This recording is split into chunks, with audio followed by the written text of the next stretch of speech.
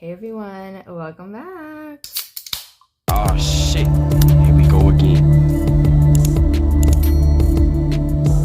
Alright, so welcome to my channel if you are new, but alright, we like to do reactions, commentary, story times, makeup, a little bit of everything. We do some cooking over here, so it's a little bit of everything for everyone. If that's your vibe, go ahead and subscribe. What is up, you guys? You saw the title, we have to talk about it. Someone recently gave birth live on stream. I can't believe it. I had a feeling this would happen one day eventually, but I didn't think it would happen so soon. I'm a little bit surprised, but then not, because streaming is like a really big thing now, especially if they are like a family YouTube channel or a family streamer channel or whatever. Like, but this really surprises me, like, because she's gonna be screaming, and this is just a really private, private emotional moment. Like, I understand like trying to film, maybe for like personal memory or whatever, or even if they do YouTube or whatever, like film it, edit it, and then post it. Like, doing it raw like this, it's a bit much. All right, I can't even lie, this is a bit much. But let's talk about it. Homegirl had a baby on live. Shout out to Omizi, you do your thing, I love ya, keep it going. Let's talk about it.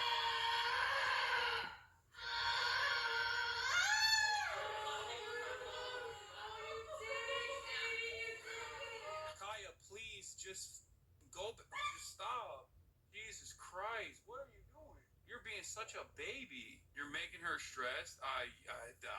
She just literally is so incredibly spoiled from my mom. What is going on the internet? As you can see, I'm not in my normal abode here. It's actually kind of early in the morning because I thought that on my vacation, I would be able to take some sort of break. I'm out here celebrating a wedding, but the internet does not stop. No, it does not, my friend. No, it does not. Lack thereof. There were two extreme incidents that happened on Twitch the other day that I thought were just totally out of pocket. First, we saw what the people are dubbing as the first live birth on Twitch. Now, granted, giving birth to a healthy baby is a tremendous feat, but the lack of privacy that the internet has just accepted is just totally to another level of extremes. I mean, look at these intimate moments that are being shared with the general public of people who at one point apparently peaked to 100,000 live viewers. Oh, wow.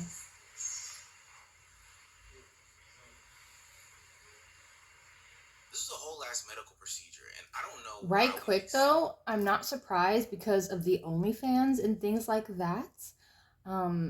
That's another reason why people just put everything out there, and it's nobody leaves any mystery, or privacy is going out the window, and I hate that. I really, really hate that for us. Things happening, but there's nothing intimate, there's nothing sacred, there's nothing private anymore. We just decided that the whole world gets to come in and be a part of our community just because we play video games and stuff with them. I think that's just totally disgusting and totally wrong. This is a byproduct of that always on nature and continuous boundary pushing that we've allowed in streaming and content creation in today's age. And I also think that it's very strange that we've like monetized this beautiful moment. I mean, there's a point in time in which you can see the actual raw baby on screen. There she is, guys. That baby is literally fresh out.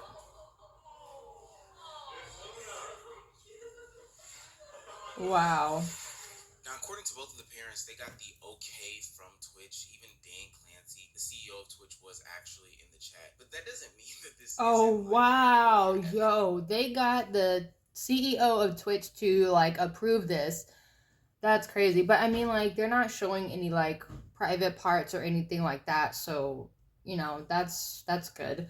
But yeah, that's crazy. And he was in the chat. Homie was in the chat, which makes it even crazier. Not necessarily having a baby, but the idea of letting the world into this intimate moment. We've just totally lost the plot here. And it also doesn't escape me that there's some sort of privilege going on here. Look, I know the data behind pregnancies in minorities, specifically black women in this country, and I don't think any black woman in her right mind would do something like this. Yeah, this has to be talked about. I'm pretty sure this woman went through as many safety precautions that she can, but the fear of losing a child would probably be so much for a black woman that I don't think that she would allow this to happen on some sort of live stream. because that is a real life possibility, a real life scenario. And I don't even know if Twitch thought that far down the line. Like, what would have happened if something happened to this baby and it was all caught on live stream? Don't they think that's traumatic? Don't they think that's triggering? I get it that you live your life on the internet and you've been live streaming this process for the past X amount of years. But to be quite honest with you, this just does not seem worth it at all. This seems totally over the bounds of what should be happening in content creation. This a little bit. Was a very shocking moment for the public to see, and you allowed it to happen. Now, speaking of shocking moments, we get the person who is denying the fact that he's shocking his dog with a shock collar in a Nabi. This is the one that people are talking about. Okay, this is the one. It has the capacity to vibrate, and that's it. Are you happy? Gaslighting.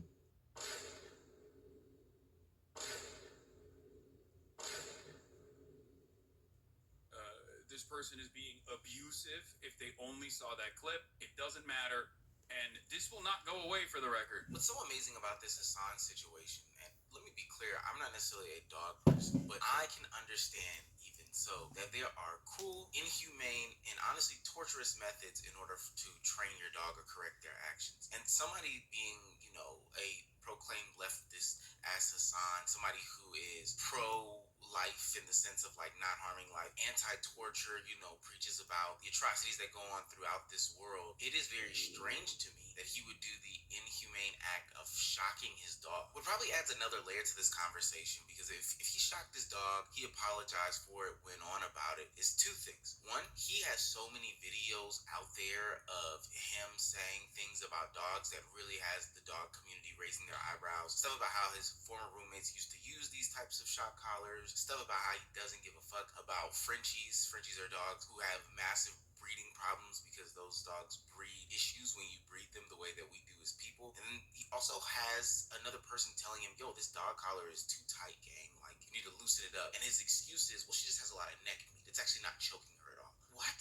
My old roommate wanted to use a shock collar for fish, and his dog's barking. I couldn't do it. I have it still. I bought it. They are incredibly effective. I love her.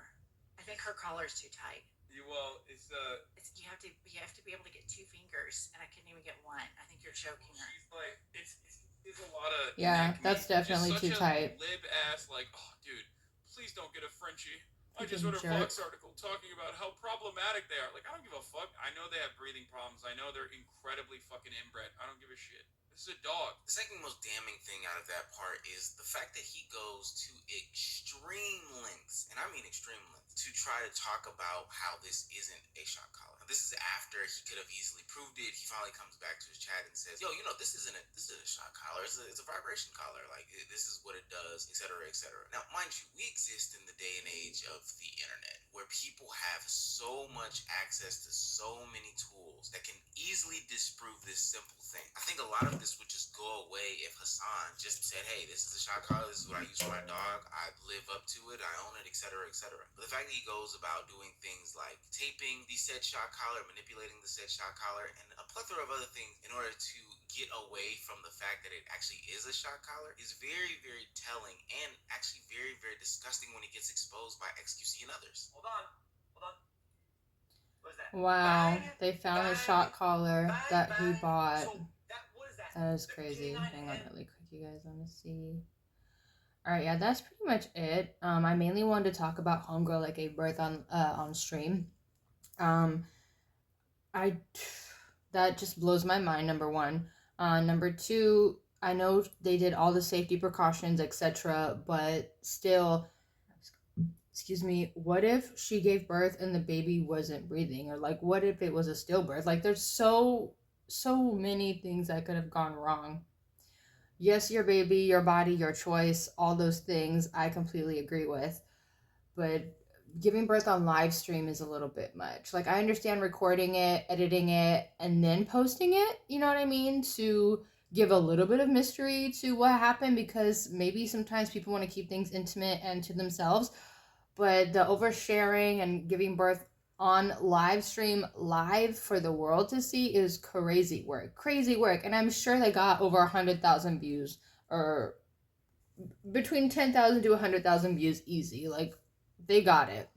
But yeah, let me know what you guys think. Do you think it was a good idea for them to live stream that? Are you surprised? Like, I just didn't think I would see that happening so soon in this day and age. But I have to go for now. I love you guys so much. Please like, comment, subscribe, hit the bell notification so you know when I post. Get up to date. Mwah. Bye, guys.